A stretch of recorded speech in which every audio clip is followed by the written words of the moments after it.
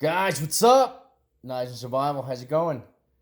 Today's going to be a video on the Ontario Spec Ops series of knives. Specifically, the SP2 series that we're going to be talking about.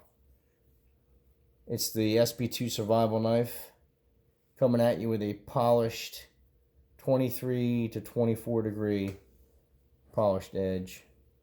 Get a little glimmer on that bad boy. These knives, the entire series, have the Krylon handles. They're full tang inside, back to the lanyard hole. I wish they were exposed tang on the back, because I like to be able to beat something over the head when I have to. It's a good deal, but it is pretty hard back here. So if you needed to crack someone over the noggin, it's always you could do it with this knife and the whole series of knives. I'm also going to be touching on SP1, which is the full-size combat knife, and the SP6, which I have here, which is their fighter knife. I want to do a separate video on each because when people do searches, it's easier to find a specific knife rather than an entire series. So they'll probably be pretty short because, you know, they're basically the same knives, just different profiles and stuff. But this knife here, the SP2, is profiled after the Air Force style knives that they were... The Air Force was giving to the pilots. That's why it has that serrated back end to it, spine to it. But these knives, they're very they're good. They're thick knives. They're very thick behind the edge. So in order for these to slice well, I would recommend putting a 20-degree edge on it. This knife here has a 20-degree edge, and it gets pretty wide up at the top as it gets thicker. Okay, see how wide it gets?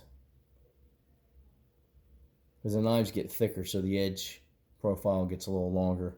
But this knife here has a 20-degree, and it came out pretty well. It's pretty sharp.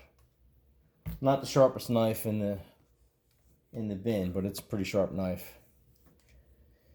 So this knife, you know, these are, I mean, you can get these things to cut well. I mean, I see a lot of complaints online of guys not being able to get an edge on these things. And just a little knife cutting test. Goes right through. Not a problem. I don't think this one is actually paper sharp, but I had it paper sharp, and then I was chopping some things. So you can get these things to slice pretty good. They're not the best slicers in the world, like any thick knife behind the edge. But, you know, very durable. They're made out of 1075 steel now, rather than the 1095. And I will love to see anyone be able to tell the difference between 1075 and 1095. I can't tell the difference. So if anyone's out there wants to do a video on each type of steel, show me the difference. You know, go at it. 1075 is probably going to be a little bit more durable because it's going to have a little bit more flex to it. But I like these knives. I love the handles on them. They're very comfortable. They fit the hand well. They're nice pointy design. And, you know, let's be granted, these knives were made to stab. You know, they have the same profile as a bayonet. So, you know, you're gonna be sticking pigs with these things. The price on these things, they're coated with an epoxy, a black epoxy, which comes off like any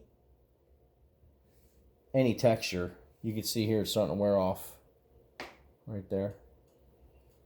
And that's just with a little bit of chopping. chops well for the size of this knife. This knife chops pretty good. It's got a 5.5-inch blade. Amazon has the steel incorrect. They're still listing it as $10.95. It's $10.75 now.